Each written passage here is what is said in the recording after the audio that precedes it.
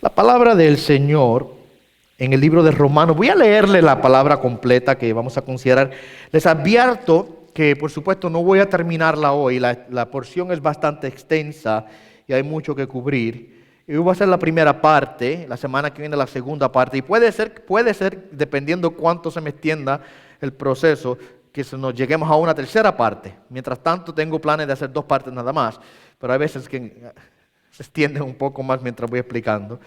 Y en Romanos capítulo 7, verso 14 al 25, la palabra del Señor lee de la siguiente manera. Porque sabemos que la ley es espiritual, pero yo soy carnal, vendido a la esclavitud del pecado. Porque lo que hago no lo entiendo, porque no practico lo que quiero hacer, sino que lo que aborrezco, eso hago.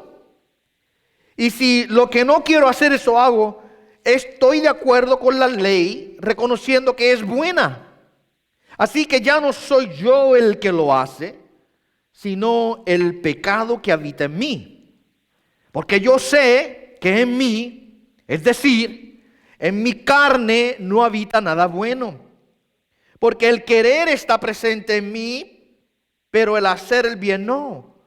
Pues no hago el bien que deseo, sino que el mal que no quiero, eso practico. Y si lo que no quiero hacer, eso hago, ya no soy yo el que lo hace, sino el pecado que habita en mí. Así que, queriendo yo hacer el bien, hallo la ley de que el mal está presente en mí. Porque en el hombre interior me deleito con la ley de Dios, pero veo otra ley en los miembros de mi cuerpo que hace guerra contra la ley de mi mente y me hace prisionero de la ley del pecado que está en mis miembros.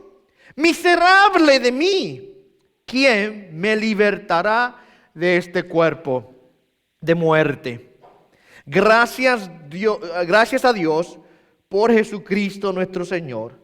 Así que yo mismo, por un lado, con la mente sirvo a la ley de Dios, pero por el otro lado, con la carne, a la ley del pecado. Está muy bien. Nosotros comenzamos el capítulo número 7 estudiando la realidad de que el creyente, en relación a la ley, ha sido librado de la condenación de la ley. Lo vimos la semana antepasada. Luego estuvimos viendo cómo es que la ley funciona. ¿Cuál es la relación entre la ley y el pecado? Y vimos la semana pasada que esa relación que existe entre el pecado y la ley, cómo es que la ley despierta el pecado, cómo es que la ley hace y revela el pecado y muestra la pecaminosidad del pecado. En esta porción que vamos a considerar en esta mañana, si usted ve conmigo, podemos observar que aquí estamos viendo a una persona en un conflicto intenso consigo mismo. No sé si usted lo vio en simplemente la lectura rápida así que le di. Pero esta persona que está escribiendo aquí, por supuesto es Pablo, y ahorita vamos a contestar quién es, de quién está hablando Pablo, de él mismo como creyente, de él antes de ser creyente. ¿Qué es lo que está aquí escribiendo? ¿Qué es lo que hace? Él está en una batalla, en una lucha. Aquí hay, por así decirlo, hay un conflicto intenso. Una parte de sí mismo lo ala hacia un lado, otra parte hacia el lado opuesto. El conflicto es real y es intenso. Ahora, la pregunta que quiero contestar de entrada es, ¿de quién está hablando aquí este pasaje? A través de la historia de la iglesia se han dado varias interpretaciones a este pasaje de quién es el que habla. ¿Ok? Es difícil de interpretar, debo decir, porque aparentemente existen una serie de contradicciones en el pasaje. Lo más difícil de entender de este pasaje es, una vez más, de quién está Pablo hablando. ¿Está hablando de un inconverso o de un creyente? Porque note que habla, que dice, esclavo del pecado, vendido al pecado, la ley del pecado en mí. Hago el bien que no, el mal, el bien que quiero hacer no lo hago, y el mal que no quiero hacer, eso hago. ¿Ve la batalla? ¿De quién habla? ¿Está hablando de sí mismo, Pablo? ¿O está hablando Pablo de otra persona? Si habla de sí mismo, ¿lo hace haciendo referencia a su estado anterior de inconverso? ¿O lo hace haciendo referencia a su estado presente como creyente? Y si es un creyente, entonces, ¿por qué él habla de esa manera así? ¿Por qué él habla de que vendido al pecado y el pecado que está en mí y ese conflicto tan intenso si es un creyente? Muchos teólogos han argumentado que Pablo está aquí hablando de un inconverso, no de un creyente. Y la razón que muchos teólogos argumentan que Pablo está hablando aquí de un inconverso es porque si usted nota, en el verso 14, por ejemplo, dice que yo soy carnal vendido al pecado. ¿Lo veis? En el verso 18 dice, como no teniendo el bien en él. Lo describe. El verso 24 dice, soy un miserable. ¿Lo ve allí? Miserable de mí. ¿Quién me librará de este cuerpo de muerte? Se escribe como un miserable atrapado dentro de un cuerpo de muerte. Y por eso es que algunos teólogos han argumentado que esta persona que está aquí describiéndose o hablando no puede ser un creyente, tiene que ser un inconverso por la forma en que se describe. Otros teólogos ven lo opuesto.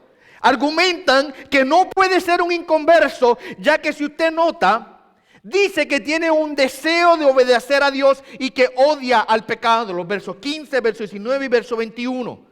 Tiene un deseo de obedecer a Dios y odia el pecado, aborrece el pecado. También vemos que muestra humildad, admitiendo que en su humanidad no hay nada bueno. En el verso 18 él dice eso. Y luego al final, en el verso 25, reconoce a Jesús como su Salvador, a quien le da gracias y le sirve con su mente. Lo ve allí en el verso 25. Usted puede ver entonces el conflicto o quizás la tensión que existe. Algunos dicen, no, que no puede ser un creyente, porque dice, soy vendido al pecado, soy un carnal, no hay nada bueno en mí, estoy atrapado en un cuerpo de muerte, soy un miserable. Otros dicen, no, pero es que no puede ser un inconverso, porque note que dice que ama a Dios, quiere obedecer a Dios, tiene humildad y reconoce a Jesucristo como su Salvador. Así que tiene que ser un creyente. ¿Okay? Ahora, si es un creyente, pues ¿qué clase de creyente es? Mi interpretación, mi conclusión es que tiene que ser un creyente. Es un creyente porque un no creyente no diría yo amo la ley de Dios. Un no creyente no diría yo aborrezco el pecado. Un no creyente no diría Jesús es mi Salvador. ¿Lo ve ahí, verdad? El no creyente no diría esa cosa. Para mí es que está hablando de un creyente. Ahora, ¿qué tipo de creyente es? Algunos dicen que aquí lo que se describe es a un cristiano inmaduro que todavía está comenzando o a un cristiano carnal con un nivel de espiritualidad muy bajo. ¿Okay? Eso es el argumento de algunas personas. Otros dicen que se describe realmente a un creyente legalista que está frustrado por tratar de agradar a Dios cumpliendo con la ley de Moisés, porque él quiere obedecer, pero se le hace imposible obedecer. A mí se me hace difícil, personalmente hablando, aceptar que Pablo esté describiendo aquí a un creyente inmaduro, carnal o legalista, que es el argumento de algunas personas. A mí me parece más bien que Pablo está aquí describiendo al más espiritual y maduro de los cristianos, porque entre más honestamente se mide a sí mismo contra la justicia y la santidad de Dios, más cuenta se da de lo mucho que se queda corto. Cuanto más nosotros nos vamos acercando a Dios, más nos damos cuenta de nuestro propio pecado. Y por eso digo que a mí me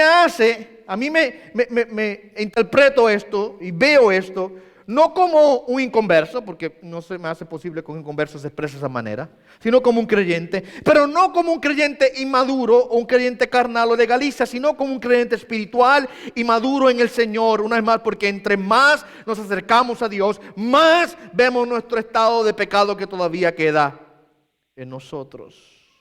Miren, La realidad es que las personas inmaduras, los creyentes inmaduros, carnales o legalistas, tienen la tendencia de vivir bajo la ilusión de que son espirituales y que cumplen con las normas de Dios sin ningún problema. ¿Ok? Una persona espiritual, pero inmadura espiritualmente hablando o carnal, no va a ver, no va a darse cuenta del mal o del pecado que está en sí mismo. ¿Ok? Tienen la tendencia a justificarse a sí mismo o a no admitir sus fallas y sus faltas. Ese es el comportamiento de un niño realmente. Vamos un segundito a hablar acerca de nuestros hijos. Cuando sus hijos eran inmaduros en el proceso de su crecimiento, se les hacía bien difícil admitir sus fallas. Es el niño sin carácter, sin madurez, que hace la maldad y luego dice, yo no fui. Pero mientras van creciendo y van aprendiendo madurez, van aprendiendo a admitir sus fallas. Van aprendiendo a decir, perdón. Pero en su inmadurez se autojustifican. O a veces ni siquiera saben que lo hicieron mal. Hicieron algo malo y ni cuenta se dieron que era malo. Luego usted va y los corrige y dice, ¿pero por qué me corrige? Yo no hice nada malo. Porque en su ignorancia y en su inmadurez todavía no han comprendido o entendido lo que es malo o bueno. Están comenzando. Así que a mí se me hace muy difícil decir que aquí este pasaje está vislumbrando a un creyente inmaduro espiritualmente hablando.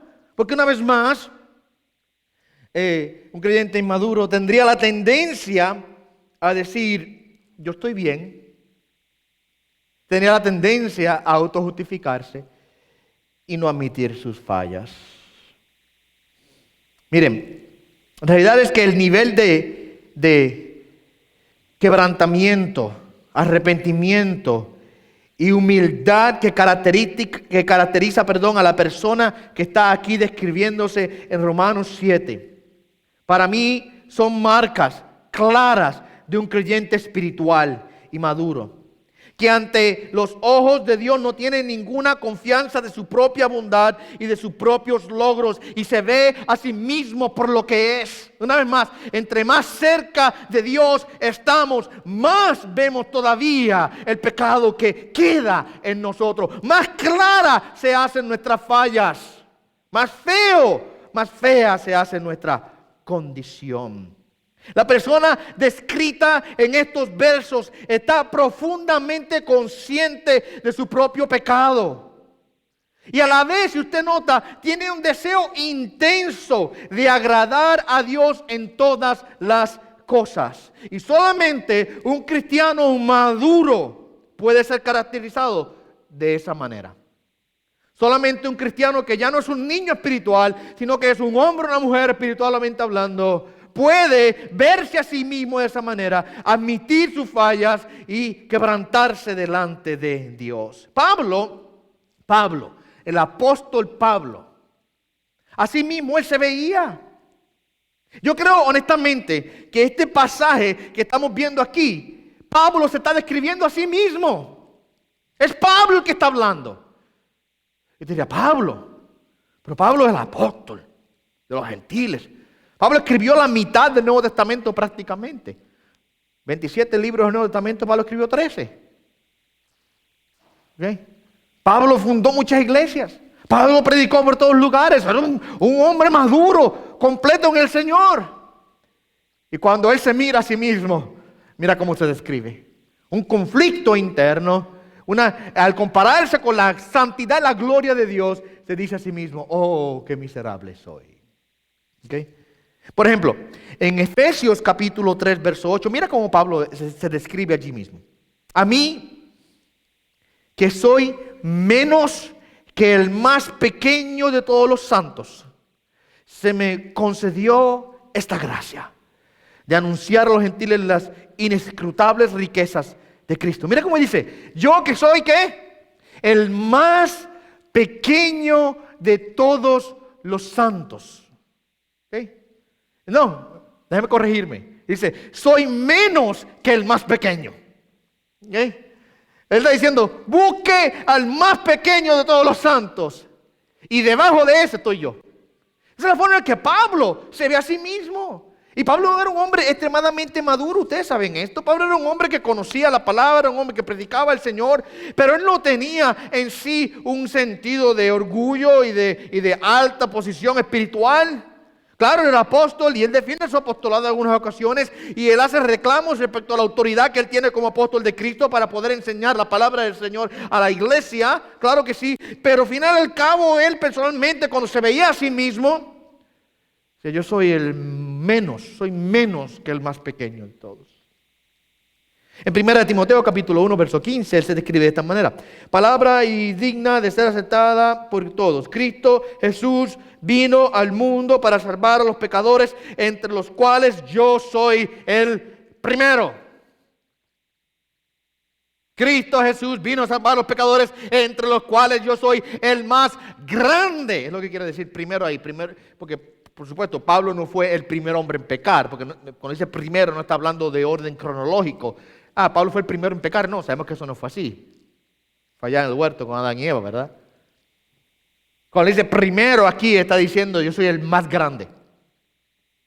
En inglés me gusta como la traducción en inglés dice chief of sinners. Soy el jefe de todos los pecadores. Soy el peor de todos, dice. Yo soy el peor de todos, dice Pablo. Entonces, el punto es que un creyente espiritual y maduro va a ser sensitivo a su pecado. No es ignorante al mismo, no está ciego al mismo, ni sordo tampoco al mismo. Una persona inmadura es la que escondería las cosas, barra el polvo debajo de la alfombra que nadie lo ve. Pero una persona madura en Cristo reconoce su condición, sabe quién es, entiende y es sensitivo al pecado. Y el creyente espiritual va a entender que es importante velar por su pecado y es sensitivo al pecado por varias razones.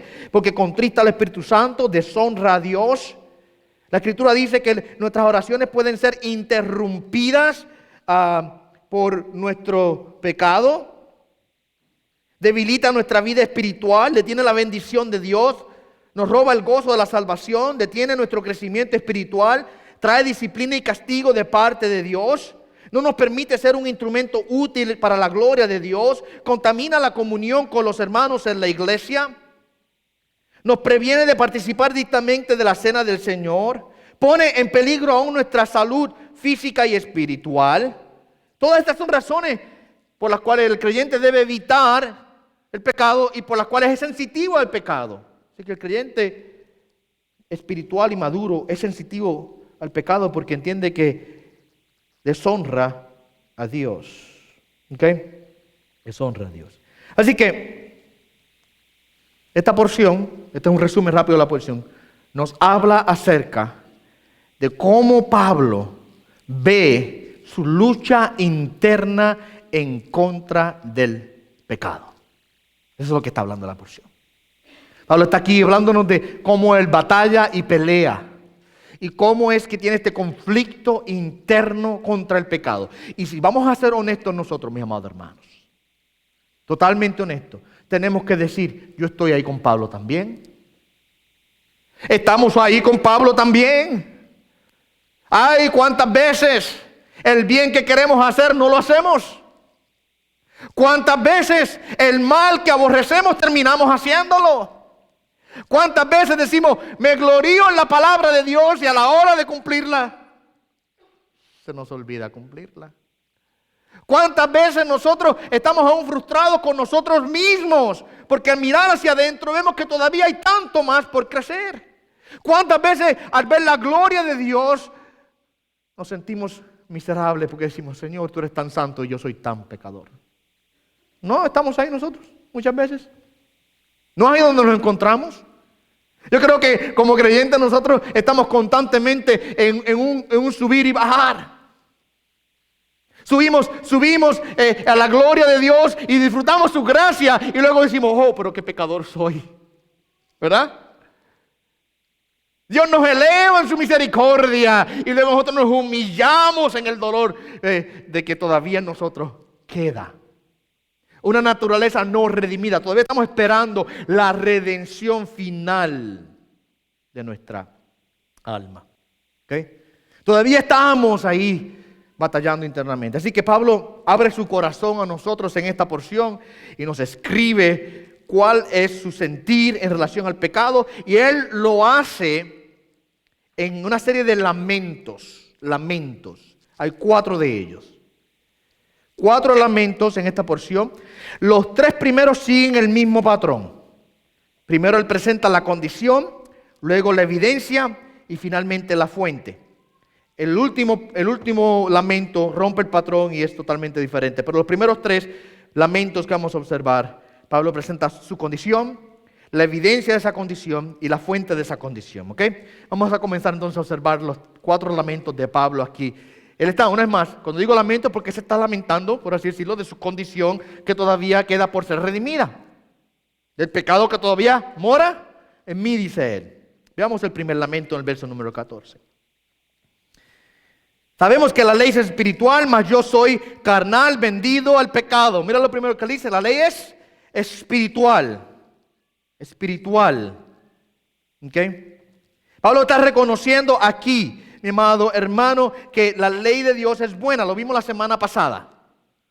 Él dijo, la ley de Dios no es mala, ¿se recuerdan? La ley de Dios no es mala, la ley de Dios es buena. ¿Ok? La salvación por gracia a través de la fe no devalúa o reemplaza la ley de Dios, ya que la ley nunca fue intencionada para ser el modo o el método de salvación. ¿Ok? Sabemos que la salvación siempre es por la gracia de Dios. Les he hablado en ocasiones pasadas que nosotros tenemos que aprender a diferenciar, por supuesto, entre la ley moral y la ley espiritual, ceremonial. La ley moral, la ley ceremonial de Dios. La ley moral de Dios es inmutable porque está basada en los atributos de santidad y el carácter perfecto y la justicia divina. ¿Qué es ley moral? Por ejemplo, el mandamiento que dice no matarás. Es el mismo ayer como hoy. O no tendrás ídolos. Es el mismo ayer como hoy. La ley ceremonial, por supuesto, es la ley que el pueblo de Israel tenía sacrificando los corderos y los animales y en el tabernáculo y derramamiento de sangre. La ley ceremonial fue cumplida en Cristo Jesús. Y hay otro aspecto de la ley que es la ley civil, que es cómo es que se deben sembrar las tierras, cómo es que se debe dar el diezmo de todo lo que se cosecha, cómo es que el pueblo de Israel tenía todas esas leyes. Para nosotros, Cristo es el cumplimiento de la ley ceremonial y tenemos hoy todavía la ley moral de Dios, que nunca ha cambiado y nunca cambiará porque está basada una vez más en la santidad y el carácter de justicia de Dios. Y Pablo aquí reconoce que tal ley es espiritual. Una vez más, recuerdan la semana pasada que estábamos hablando de que la culpa no es de la ley, la culpa es de ¿qué? Del pecado, ¿se recuerdan? Es el pecado el problema. El problema no es con la ley.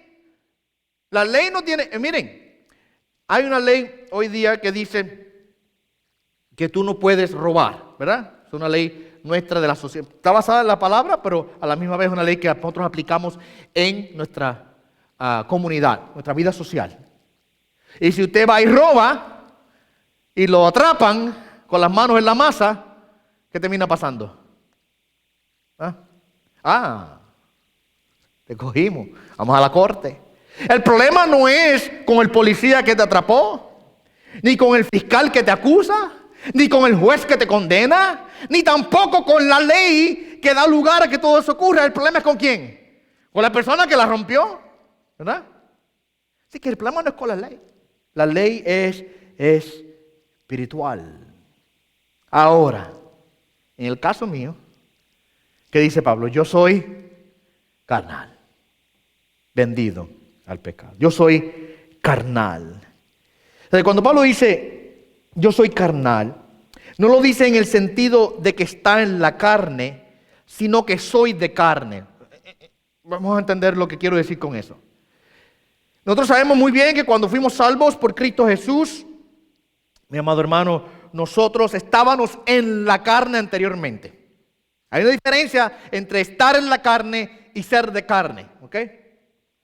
Estar en la carne hace referencia al estar todavía en el estado de condenación, no regenerado, inconverso. ¿Ok?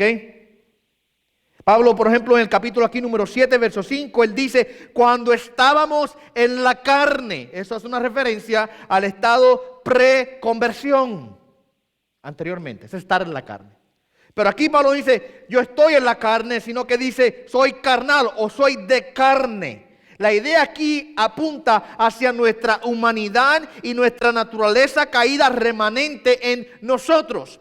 La idea es que aunque los creyentes no están en la carne todavía está en ellos. ¿Entienden eso? Que aunque ya yo no estoy en un estado no regenerado, con endurecimiento e incredulidad en mi corazón, Dios me ha transformado, soy nueva criatura en Cristo, pero todavía estoy con los pies en la tierra. Todavía estoy en un vaso de barro, todavía estoy en la carne en el sentido, o la carne todavía está en mí.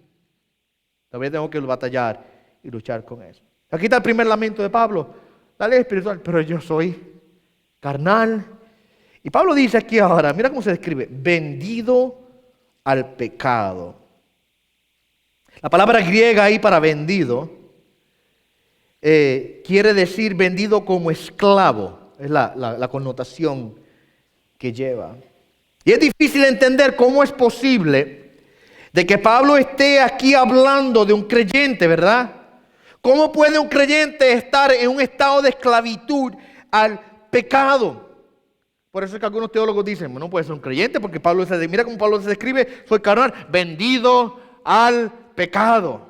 El secreto para poder entender cómo este texto aplica a un creyente es observar el contexto. En el verso 18 él habla de que en mi carne no mora el bien. Y en el verso 23 habla de la ley del pecado que está en mis miembros. Y en este caso la ley hace referencia al dominio y miembros a la carne o naturaleza caída todavía. Así que Pablo, cuando habla de estar vendido como esclavo al pecado, en el contexto esto hace referencia a la carne no redimida del creyente. Nuestra carne todavía está esperando su glorificación y redención total y final, por lo que se encuentra todavía en un estado de pecado. Todavía queda corrupción en nosotros. Estamos todavía esperando.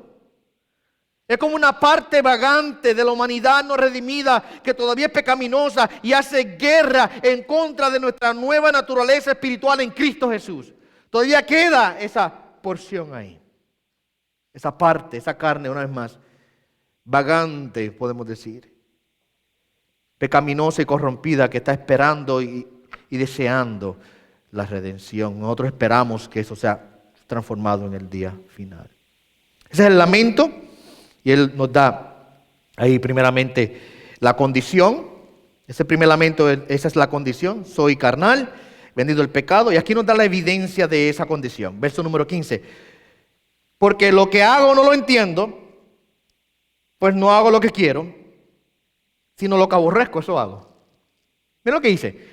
Lo que hago no lo entiendo, o no entiendo lo que hago. ¿Qué quiere decir esto? Aquí es un poco confusa la fraseología de Pablo. La palabra entiendo en este pasaje va más allá de simplemente entender o comprender algo de manera intelectual. La referencia más bien es a hacer aceptación o aprobación de algo. ¿Okay? En la escritura, esta palabra griega que se pronuncia ginosko, en muchas ocasiones se usa para hacer referencia a la relación íntima entre dos personas. Por ejemplo, cuando dice en Mateo 1:25 que José no conoció a María hasta que dio a luz, se está hablando que José no tuvo relaciones íntimas con María hasta que dio a luz. Por ejemplo, en Juan capítulo 17, verso 3, mira lo que Cristo dice, y esta es la vida eterna, que te conozcan a ti, el único Dios verdadero, y a Jesucristo a quien es enviado. Que te conozcan, es la misma palabra, que te entiendan, que te comprendan, que tengan un entendimiento. O sea que Pablo está aquí diciendo que lo que él hace, cuando él dice, lo que hago no lo entiendo, es diciendo, lo que hago no me es aceptable. Es lo que quiere decir. No me es aceptable. ¿Y cómo es eso? Porque él dice, no hago lo que quiero, sino lo que aborrezco. ¿Qué es lo que quiere hacer un creyente? Contestemos esta pregunta. ¿Qué es lo que quiere hacer un creyente? Un creyente quiere agradar a Dios en todas las cosas. ¿Verdad que sí? Un creyente quiere agradar a Dios en palabra, quiere agradar a Dios en pensamiento, en acciones. Un creyente quiere amar a Dios con todo su corazón, con toda su alma, con toda su mente y con todas sus fuerzas. La realidad es que, aunque ese es nuestro deseo, somos propensos a descarrilarnos del mismo. Nuestro corazón fácilmente se enamora de cosas que no son de Dios. Nuestras almas muchas veces se apartan de la comunión con nuestro Señor y nuestra mente fácilmente se puede distraer en cosas efímeras y pasajeras de este mundo. Y aún muchas veces invertimos nuestras fuerzas egoístamente en nosotros mismos y no para la gloria de Dios. ¿Verdad que sí? Nuestro deseo es agradar a Dios en todo, pero no en todo agradamos a Dios muchas veces. Por eso es que Pablo dice, no hago lo que quiero, sino lo que aborrezco. Ese es el conflicto además que nosotros tenemos. Ahora, no quiere decir que somos totalmente incapaces de hacer cosas buenas para Dios, o que es una imposibilidad total en nosotros poder agradar a Dios o practicar el bien. No es eso. Más bien lo que indica es que cuando vemos la grandeza, la perfección y la llenura de la ley de Dios y la santidad y la justicia de Dios, entendemos que no somos capaces de cumplirla total y completa y perfectamente. Cuando entre más, y por eso yo digo que yo creo que el que está hablando aquí es un creyente bien maduro, porque entre más entendemos la gloria de Dios, más veo lo mucho que me falta. Más noto que aún mis mejores obras de obediencia para Él se quedan cortas de la perfección, de la gloria de Dios. Nada más por eso es que entiendo que es un creyente maduro el que habla aquí. Yo recuerdo hace muchos años atrás, yo escuchaba a una mujer decir en una iglesia que ella ya estaba que ya Dios había terminado con ella, que ella ya estaba completa. Ya Dios terminó conmigo. A mí ganas me dieron de preguntarle, entonces, ¿qué haces aquí todavía? Que entonces que Dios te lleve para el cielo, porque ya terminó contigo, ¿para qué estás en la tierra? ¿Para qué estás en la tierra? No, no, mi amado hermano. En realidad, ella pensaba que era muy madura, pero realmente es una ignorante, inmadura y ciega. Porque no se veía realmente que todavía le queda mucho por crecer. Y el que piense que aquí en la tierra ya alcanzó y llegó al estado que tiene que tener, que ya no hay más santificación porque ya usted alcanzó todo el nivel de santificación que podía alcanzar, se está engañando realmente a sí mismo y a sí misma. ¿Okay? Ahora observemos la fuente de esto. Su lamento, él lamenta su condición, soy carnal, vendido al pecado. La evidencia de que eso es así. Él dice, miren, lo que no quiero hacer, eso hago, y lo que aborrezco, eso hago, ¿verdad? Y lo que quiero hacer, me cuesta poder hacerlo. Miren la fuente, versos 16 y 17. Y si lo que no quiero esto hago, apruebo que la ley es buena, de manera que ya no soy yo quien hace aquello, sino el pecado que mora en mí. Pablo dice, apruebo que la ley es buena. Pablo ahora trata con la razón o la fuente por la cual no puede perfectamente cumplir con la ley de Dios. Comienza primeramente defendiendo la ley. Una vez más, el problema no es con la ley. La ley es buena. La semana pasada vimos que él decía, es santa y es perfecta, justa. ¿Okay? La nueva criatura, mi nueva identidad en Cristo está completamente de acuerdo con la ley moral de Dios. Esa nueva criatura, esa semilla eterna e incorruptible que Dios ha puesto en mí, completamente confiesa que la ley de Dios es buena. El nuevo yo. Dios me ha recreado, mi corazón y mi mente me la ha transformado y confieso, la ley es buena. Mi ser redimido ahora añora profundamente honrar y cumplir con las ordenanzas de nuestro Señor total y completamente. Ese es nuestro deseo. Ahora, Pablo dice, yo apruebo que la ley es buena, pero él dice, no soy yo, sino el pecado. Mira el verso 17. De manera que ya no soy yo quien hace aquello, sino el pecado que mora en mí. ¿Qué quiere decir Pablo cuando dice esto? No soy yo, sino el pecado. Miren, él no está creando aquí una excusa. Como no soy yo, sino el pecado, pues entonces, pues no importa si peco, porque el pecado está ahí, hay que dejarlo que el pecado siempre va a hacer lo que va a hacer.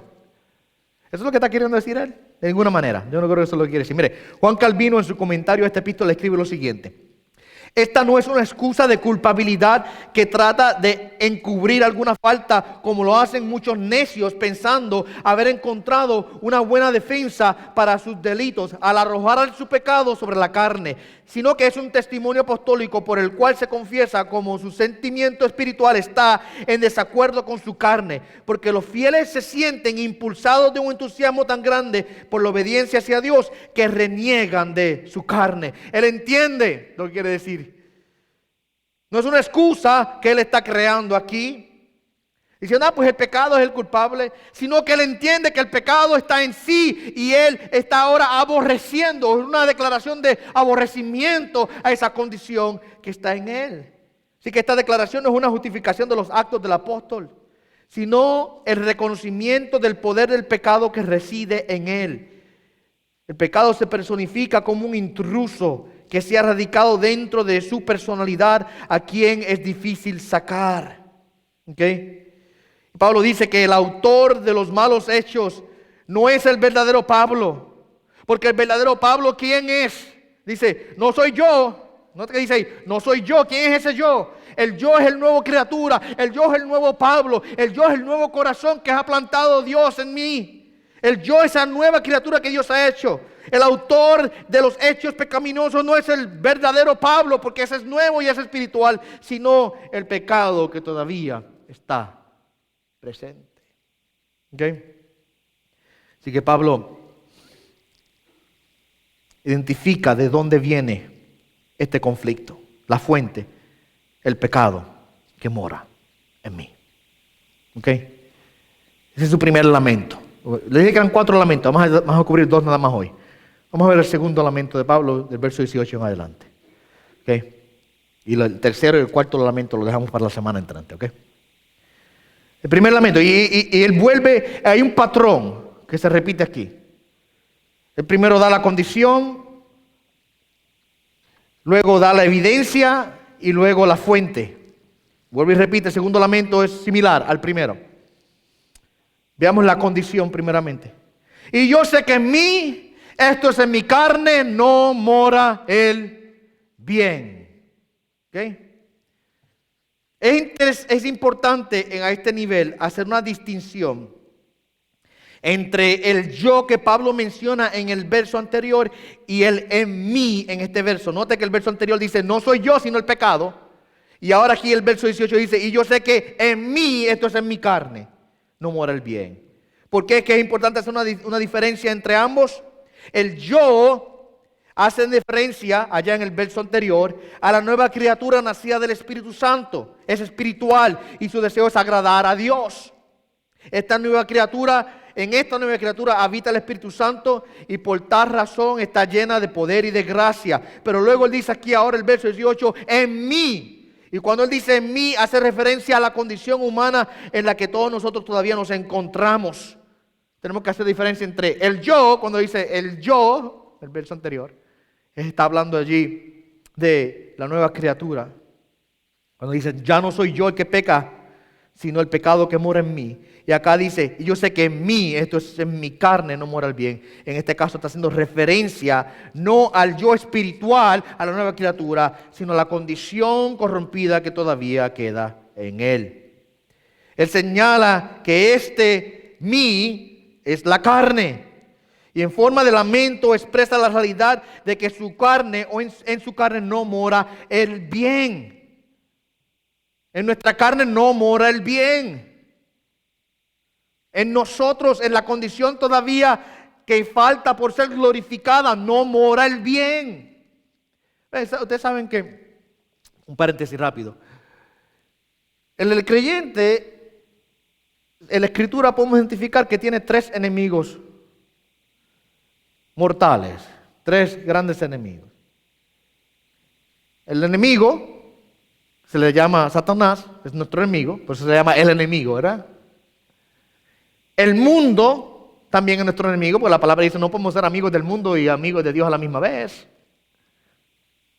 ¿Okay? Y cuando decimos el mundo no estamos hablando de la gente, estamos hablando del sistema de pensamiento del mundo, contrario a Dios, idólatra, que no reconoce la gloria de Dios. O sea, el mundo es nuestro enemigo. Y el tercero de nuestros enemigos, que muchas veces mucha gente no presta mucha atención, es la carne. ¿Okay? Hay muchas personas ignorantemente, no, que ese es el diablo. Y le echan la culpa siempre al diablo y se les olvida mirar para adentro. Que hay otro enemigo que usted anda con él todo el tiempo. Todo el tiempo, mi carne. Que en mi carne, dice Pablo, no mora el bien. No podemos agradar a Dios en la carne, solamente en el espíritu. Por eso es que tenemos que siempre llevar a la carne al sometimiento en obediencia a la palabra de Dios.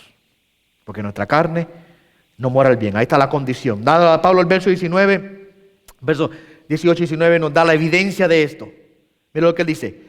Porque el querer el bien está en mí, pero no el hacerlo. Porque no hago el bien que quiero, sino el mal que no quiero. Eso hago. Dice él, el querer el bien, pero no el hacer. Hay un deseo genuino del creyente, una vez más, de siempre agradar a Dios en todo. Y en este caso, cuando Pablo dice, en mí, una vez más está haciendo referencia a la carne, no a la nueva criatura en Cristo. Pero anteriormente él hacía referencia a la carne. Pero aquí ahora, cuando Pablo dice, el querer el bien está en mí, él hace referencia no a la carne, sino a la nueva criatura en Cristo. O sea, en mi nueva criatura hay un deseo por el bien. Esta nueva criatura existe, en esta nueva criatura existe el deseo de siempre hacer el bien y agradar a Dios. El querer el bien está en mí, pero no el hacerlo. Y mira lo que él dice, hago el bien, no hago el bien sino el mal. Porque no hago el bien que quiero, sino el mal que no quiero, eso hago. Esta es la misma descripción del verso número 15, pero ahora en opuesto. Allí habla del mal que hace y aquí habla del bien que no hace. El problema no es que no podamos hacer una vez más buenas obras o hacer el bien. Una vez más, sino que nuestras mejores obras están mezcladas y manchadas por nuestra propia naturaleza de pecado.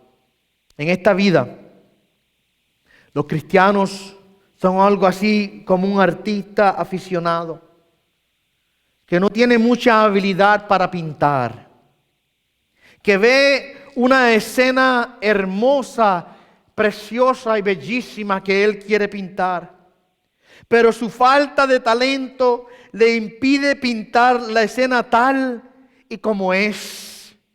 La culpa no es de la escena.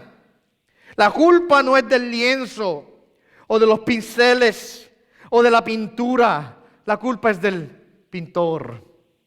¿Ve? Que trata de pintar lo mejor que puede, pero no alcanza a poder replicar la belleza de la escena en el lienzo con su pintura y sus pinceles. Por eso tenemos que pedirle al maestro de la pintura, nuestro Señor Jesucristo, que coloque su mano sobre la nuestra para pintar los trazos que independientemente de Él no podríamos producir. Y es por eso que Cristo Jesús claramente nos dijo en Juan 15:5 que separados de mí nada podéis hacer. La única manera en que podemos vivir victoriosamente es caminar por el propio Espíritu de Cristo y en su poder, para así, como Pablo dice en Gálatas 5:16, no llevar a cabo el deseo de la carne. ¿Okay? Tenemos que reconocer que somos totalmente débiles para independientemente nosotros poder hacer el bien que nos corresponde hacer. La ilustración que les acabo de dar del pintor que quiere pintar y no puede pintar es simplemente una forma de decir: nosotros queremos cumplir la ley de Dios a la perfección porque es bella y hermosa, pero por nuestras propias fuerzas, ¿qué pasa? No podemos. Y tenemos que entonces depender de el que la cumplió perfectamente, para que Él guíe los pasos, para que Él guíe los pensamientos y para que Él nos ayude entonces a hacer buenas obras para Dios, para su gloria y honra. Amén.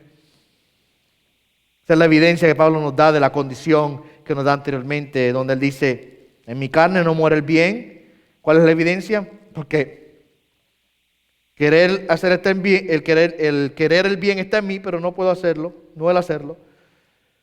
No hago el bien que quiero, sino no el mal que no quiero, eso hago. Una vez más, para ir atrás, ¿no ese es el conflicto que nosotros de manera regular nos encontramos? ¿No nos identificamos nosotros con Pablo aquí? Seamos honestos. En el querer cumplir la ley de Dios perfectamente nos encontramos que caemos y no podemos. Nos falta mucho. Y por eso una vez más tenemos que depender del gran artista, del gran Señor, que Él sea el que nos guíe. Y para ir culminando, se repite una vez más el patrón. El segundo lamento nos da la condición, la evidencia y por último la fuente de esta condición. Verso 20. Y si hago lo que no quiero, ya no lo hago yo, sino el pecado que mora en mí. Siguiendo el patrón del verso 17, aquí él identifica de dónde surge esta condición de hacer el mal y de no hacer el bien. Y él dice: es el pecado que mora en mí. Como mencionamos anteriormente, no es una justificación por su pecado. Pablo no está aquí tratando de excusarse, sino que está reconociendo el pecado que todavía está presente en su vida.